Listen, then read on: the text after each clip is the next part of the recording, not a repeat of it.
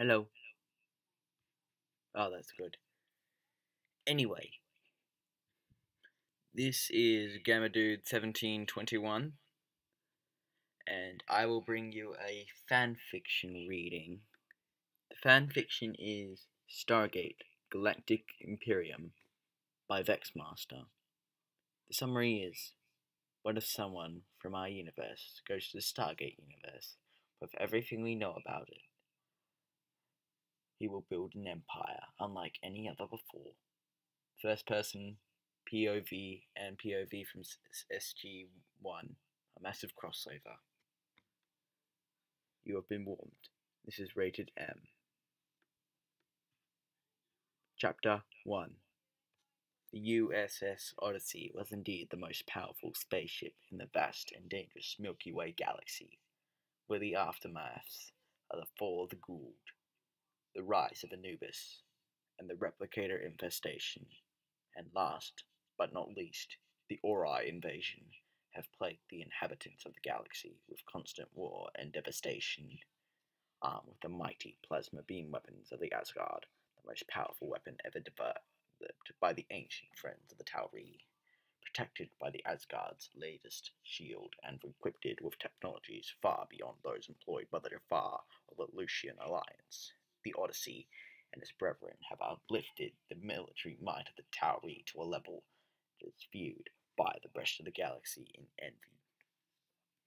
This ship was the pride of the mighty Tauri fleet, particularly since it housed the single most technologically advanced item apart from the relics of the ancients.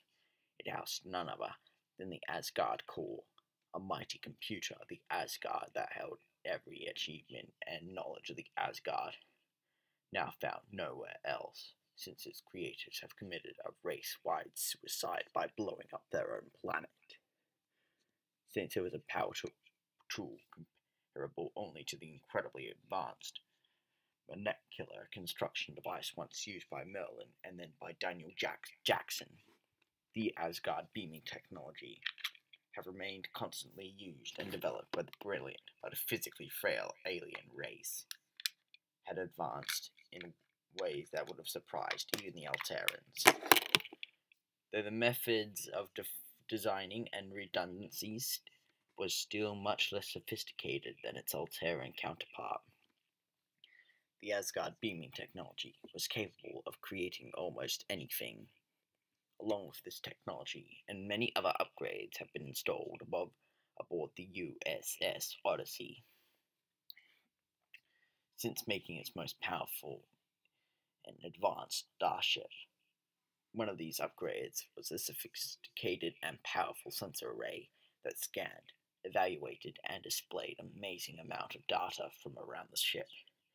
It was, however, this sensor system that began to flash with red color, so familiar in the human sight as a sign of danger. Seriously, flashing red lights could not be good, in almost all cases. So it was obvious for Major Holland, the new Helms and Ops officer on the Odyssey, to sound an alarm and call for his captain. "Proximity alert! Colonel Davison to the bridge!" His voice rang throughout the internal communication system and had reached the colonel waiting for a visit to the engineering. "This is Davison. What is it, Major? We have an unidentified ship that just exited hyperspace, low within Earth's proximity grid." "Wait, no hyperspace exit is forming, sir." "I'm on my way." Yet things usually don't work out that easily. "Sir, I have 3 Hatak-class vessels exiting the hyperspace with weapons armed. Distance to maximum firing range is 2 minutes 20 seconds and counting." "Shit! Major, raise shields and initiate emergency command recall." Emergency command recall was one of the new protocols set up after Earth's acquisition of the Asgard transporter technology. It referred to the initiation of the Asgard beaming technology to transport the commander of the vessel back to the bridge from any parts of the ships in case of emergencies. "Yes, sir. Shields up. Initiating site-to-site beaming. Flash." With a brilliant white light, Colonel Davison was back Davidson was back on the bridge. Report! The Hatak have charged weapons and are firing their vessels at an unidentified ship. However, the target ship appears to be a Teltag-class cargo ship, although the sensors indicate the displacement of the ship is at least 20% greater than any variant in record. It is exerting incredibly high amounts of energy from the cargo hold. Davidson frowned. Shit. Power up Asgard beam weapons and hail the Hataks in the cargo ship. Hailing frequencies online. This is Colonel Davidson of the Earth ship Odyssey to the Teltak and Hatak vessels. You have entered Earth defense perimeter. Power down your weapons and identify yourselves. If you do not comply, we will fire upon you. There was no response. Major! Holland's face cringed. The Teltak received the hail, but the last shot from the Hatak seemed to have damaged the vessel. As for the Hataks, they are recharging their weapons. They have locked onto us. Davidson sighed. Contact the SGC and relay all situation to the Pentagon and the White House. Yes, sir. Communication protocols. Protocol Papa Delta Alpha Alpha initiated. Within moments, the voice of General Laundrie was heard throughout the speakers. General, I just received a report. How far are the Hataks? Davidson quickly gestured to Hollands. They will enter our maximum firing range in 45 seconds and counting, and we will be in maximum firing range in 1 minute 15 seconds and counting. Thank you, Major. Colonel, have you identified themselves yet? While not keeping his eyes off the screen that indicated the information of the situation, Davidson made his report. No, General. However, from their actions so far, they appear to be hostile. Colonel, they are finally answering our hail. The screen changed to the face of Jafar, bearing the mark of ball, appeared. Davidson cringed inside, intuitively understanding that this would end with the death of the three Hataks and old Jafar inside. Tauri scum! We serve Lord Baal, and we will track down a traitor in our midst. Do not interfere, for we have no interest in attacking your planet. Obviously, Davidson had no intention of allowing Baal's Hatak to do whatever they pleased. Then something else happened to allow Davidson to make up his mind. Sir, the Teltak is sending an audio transmission. It is Tok'ra encoding. The Tok'ra? They are chasing a Tok'ra agent? Holland quickly tapped the side of his console, but he shook his head. The transmission is fuzzy at best. Play it. This is Adron of the Tok'ra. To the Tauri The device is active. Cannot start. The ship's damaged and I are severely wounded. I relayed this message. Good scientist Duran. Ball. Multi-reality. Can you clean it up? Yeah. Davidson inquired, but Holland shook his head. The original transmission was not good, sir. Very well. General Laundrie, I hope you were listening in. However, there was another voice that answered him. Ian, it's O'Neill here. It was none other than the legendary General Jack O'Neill. General, you have the President's permission to beat the crap out of the boycott ships. Sir, Ball ships, Colonel. Destroy them. With utmost pleasure, sir. What are the Tok'ra agents, sir? We're sending up 302s to escort it. Hollins quickly interrupted the conversation. Colonel, the Hataks have just entered optimal firing range. We are still out of their OFR. Well, you heard the General. WSO.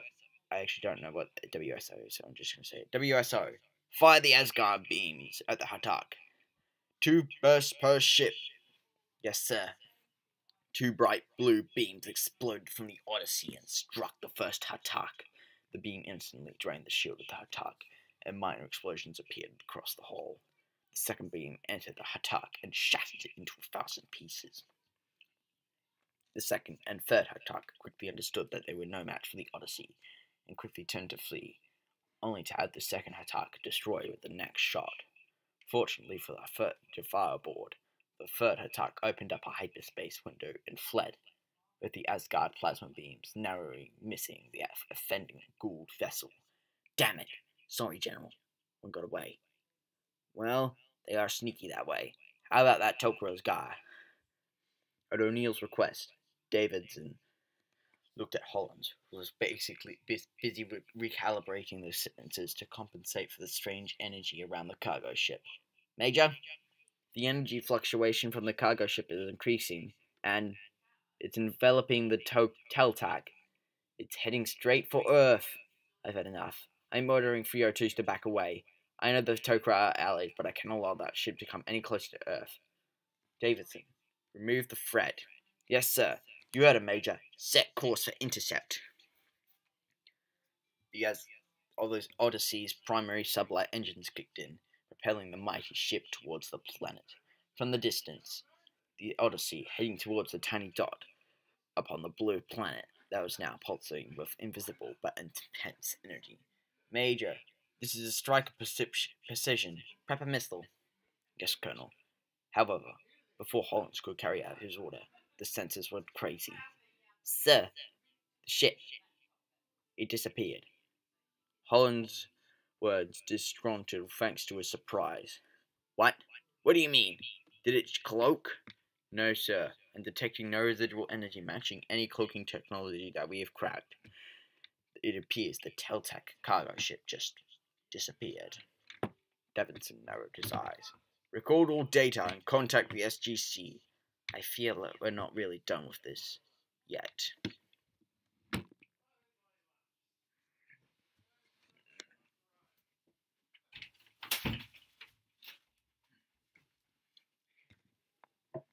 You know, I never thought that I would take this kind of initiative to come out here. Here was the Outback. The real Australian Outback. Not the Outback Steakhouse, which happens to be an American company that almost has nothing to do with Australia. The problem was that unlike the Outback Steakhouse, there was nothing much out here. I'm sure Australian Aborigines would refute this, and somehow find me waterholes and grubs for me to taste. But in my eyes, I saw nothing but flatlands of red sand and rocks. Ugh! Why the hell am I do this? Why the hell do I do this? I guess I just wanted to get away from the hectic environment of the city. Melbourne, frequently voted the best city in the world, was a relatively lazy city with plenty of space, peace and quiet, if I wanted so. But even then, the hustle and bustle of the city really grated on my nerves. It didn't help that I lived in the apartment in the city. Sometimes I would go with my friends to nightclubs and get this stress out of my head. But over the last year and so, my stress level's been going up, thanks to my annoying girlfriend. Honestly, I think she's cheating on me and I was in a relationship with me for my money or my family's money. Yet, somehow, I had some inner softness that refused to make me dump this girl that I would be dating for 2 months. I guess 2 months were a little too short, since the shortest relationship I had ever had was a year. I was not a sporty jock, as the Americans called it. I was a little on the side of nerds, but I wasn't too short or too fat.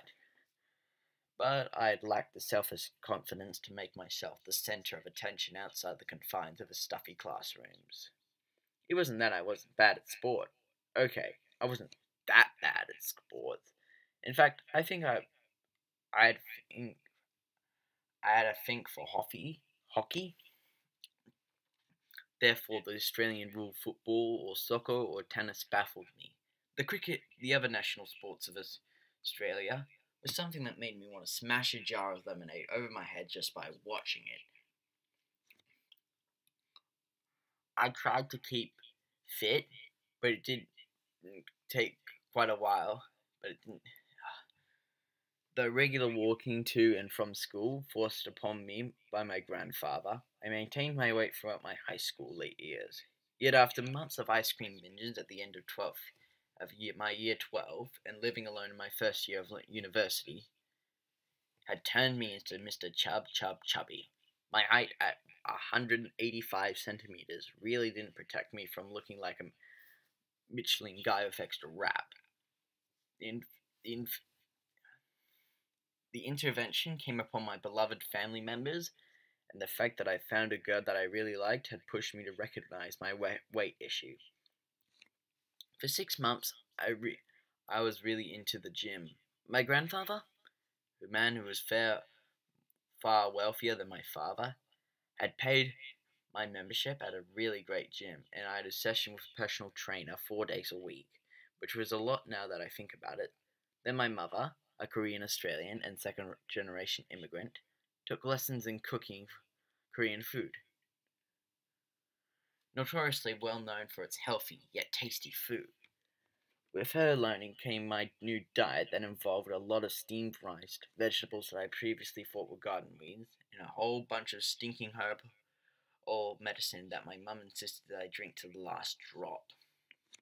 By the time I came out to the Aussie outback, I was relatively lean, though I was no Ryan Reynolds. Also, at this time, I had my fourth girlfriend, though I'd really fallen. I'm sorry, guys, it's a bit confusing to read out loud. If you want to, you can go read this fan fiction for yourself. And yeah, but I'm trying my best here, thank guys. I was relatively lean, though I was no Ryan Reynolds. Also at this time, I had my fourth girlfriend, though none of it really made me fall in love with them. I suppose while I had looked like a bit of a playboy outside, I was still the geek who loved Star Trek, Star Wars, and Stargate, and the Stargate series. I maintained a massive collection of science fiction books and TV series, along with an equally massive collection of fantasy books. More recently, however, I was very much into the vast array of internet fictions of Korea. In Korea, there are entire websites dedicated to what they call genre fictions. Thanking my mum for forcing me to learn to read Korean, I relished every one of these books that I had purchased. Perhaps it was the revelation that I was a geek with my closest closet full of superhero costumes. A wall filled with various collectibles and stuff had driven away my past 3 girlfriends, though 2 of 3 I'd met at nightclubs, and only one was something from the university days. Even the current girlfriend I'd met was a girl I met at the nightclub and a one-night stand. As I stood upon the strangely imbalanced line between geek, nerd, and a cool guy, I must say that I have toppled towards the geek side. In order to get away from my confusion, I packed up my expensive laptop, a couple external hard drives filled with various collections, and drove out here. Of course, as a metropolious nature made me plan this in months in advance and made me buy heaps of things that I would need, including a satellite phone. Nothing the time, I stopped the car and reached back from my driver's seat. I rummaged through my stuff and found my satellite phone. That day was my mother's birthday, and they went on a long trip to the USA. I wanted to call them, and as I got out of the home holding the phone to her ear, I noticed a small flash in the sky. At first, I did not know what it was. I was focused on the signal of my phone. Hello? Dad? Kev, my man. Why are you speaking like that? He paused. Well, don't the young people speak like that Dad? I'm 26, and I'm also not a moron. I don't speak the brainless hipster language. Whoa, still done, kid. Don't go offending people for their personal style. I cringed. He always wanted to appear young, and I do admit that my mum always looked much younger than my father, even though they were the same age. Where's Mum? It's her birthday and I wanted to say happy birthday. She went out with her friends for brunch. I guess I misjudged the time. She left you behind, huh? Yeah. As I spoke, I noticed a small flash of light that appeared in the sky and gotten bigger and seeming towards my direction. Huh? What is it, kid? There's something. I'll call you later. Alright, Kev. Talk to you later. I quickly tossed the phone in the back seat and got back on my car. I didn't move the car though, because I didn't really think that the object would hit me, and from the looks of it, it was falling very slow. What is this? I quickly took out my killers. WTF? A voice knows what the fuck. That was the first thing that came out of my mouth when I saw it. It was the familiar shape of a Teltac cargo ship from Stargate SG-1. It was impossible that would exist, let alone fall from the sky. For a moment, I tried to reason it out. I suppose that it could have been a movie prop or something that fell from a cargo plane. Except the problem was that the vehicle was a bit too big to fit in a cargo plane. And who builds a prop like that anymore? They all use computer graphics, so there's no reason to suspect it was a prop. Huh? Huh? It's falling. Yeah? Shit! I quickly drove forward. Drove forward. My gear was already forward, and unlike in a movie, there was no reason for me to go backwards. As long as I moved predictably to the direction of my fall, I would be safe. What I had miscalculated was the speed of the fall and the impact it would have. The next thing I remember was I was still alive, despite the feeling that I lynched by a violent group of psychopathic kindergarten kids. Then I remembered. My car. Though a big four-wheel drive, it had flipped forward. It spun in the air for a full circle and landed correctly, sparing me from crawling out of the car, spiraled upside down. The years of having seatbelt have also saved me from breaking my neck. Wait a minute. Where's the airbag? Blam. The airbag came to my rescue at the wrong time. I undid my seatbelt and popped the airbag and got out of the car. Then I turned towards the falling Teltac.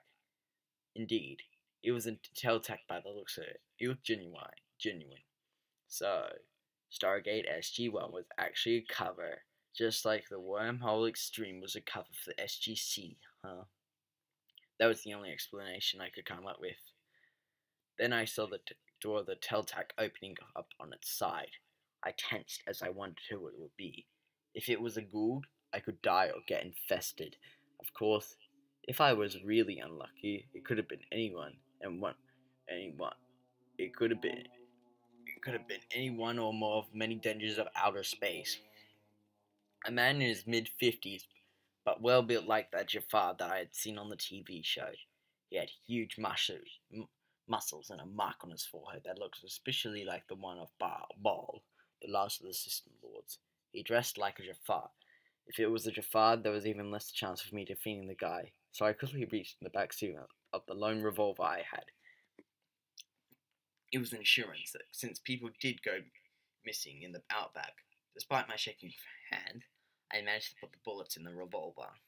Now armed, I was a little braver, so I slowly approached the man who appeared to be severely wounded. He stumbled twice while I got close. Then it looked up at me and nearly blew his brains out when I saw his eyes glow. Yet, it was lucky that I did not fire a gun in a moment of hesitation, because he told me who it was. "Stop! I am a Tok'ra! I am not your enemy!" Of course, someone who's not a fan of Stargate SG-1 would just shoot him, but I had to make sure. Prove it. Keeping my eyes on his hands, where I could clearly see a copper-colored Karakash, the Gould hand device. I wearily asked him. Prove it. How? Tell me something only a Tok'ra would know. Even so disoriented and bleeding profundely, he hesitated. How do you know of the Tok'ra? You do not seem like a member of the SGC. If you were, how would I be rescued? I had no answer to that, or at least no answer that would be short enough for me to hear. Just tell me, do you know Anise? The Tok'ra's eyes twinkled in recognition. Yes, I know Anise. What is her host's name? The Tok'ra paused and smiled. Freya. I lowered my gun. Welcome to Earth. I flipped him on his back and had him lean on a mound of red sand dug up from the impact of the Teltac crashing. Here, drink this. I gave him the water, but he could not swallow. My host lost consciousness, and his organs are far too heavily damaged. He cannot drink. The Tok'ra spoke as the water mixed with blood came back from his mouth. My name's Gavin. What's yours? I am Aran. My host is Kolex. I must deliver a message to the SGC. You seem to know much about the Tok'ra. You must be affiliated with the SGC. That was not true. You assumed wrong. Sorry to say this, but everything I know about everything about the Tok'ra because I saw it on a TV show. TV show? I don't understand. He coughed up more blood. I must. He looked up at me. Kevin, can I ask you a favor? Yes. I need to. Huh? Come again? I am dying. My host is dying. That's long enough for the SGC to find me. For a moment, I worried if he was really a Toka. But then if he was a ghoul, then he would have jumped me by now. Okay, but I don't think I can kiss a guy. I leaned forward and came close and opened my mouth. Just don't bite down. Squash. My voice. My throat really hurt a lot, and then a voice appeared from my head as the voice changed. Thank you, Kevin. I was successful in transferring to your body. Unfortunately, I think I sustained too much damage. Even in your body, I cannot survive. If I just die, my body will release a deadly toxin into your body. However, I can use the last of my strength to merge with you completely and dissolve my body that you may live with all my memory. You would do that for me? Yes, I am Tok'ra. I would want you to deliver a message to my warning to the SGC. What message? When I die and you absorb me, you will understand. And I felt him squirming inside me. It is lucky though. Your body is healthy and we are a good match. Yours seem a little different from any human I've bonded over the years. I think you would be able to access most of my memories in time. This is good. You would be able to clearly understand the mission. I'm dying. Goodbye. I did not understand why I'm crying, but the tears began to flow down my cheeks. Goodbye, Anran. Then a blinding flash of pain coursed through me. I screamed as I rolled on the ground in pain. It felt like days of torture, but when the pain subsided, I realized them in mere minutes of pain. Whoa! I'm not doing that again. I felt strong, however. It was like this dissolution had caused my body to strengthen, and bits of memory flooded me. Ugh, I think I'm gonna puke. I did puke. I threw up everything I ate in the morning. Crap. I shook my head and slowly stood up to assess what was going on. Things seemed clear in my head, yet somehow I knew more things as I turned around. Taltac, cargo ship, and more pain came through, but it was quickly followed by memories and knowledge. Huh, I know how to drive this thing. And that is the end of Chapter 1 of Stargate Galactic Imperium by VexMaster. I thank you for listening.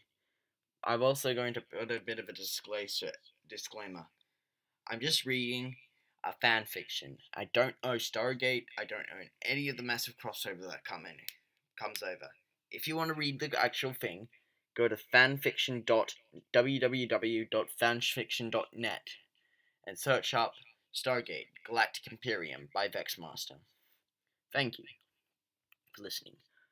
I'm not really good at English, so I'm sorry if I got any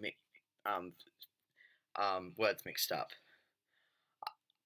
Alright, I'm gonna end it now. Thank you for listening. Goodbye.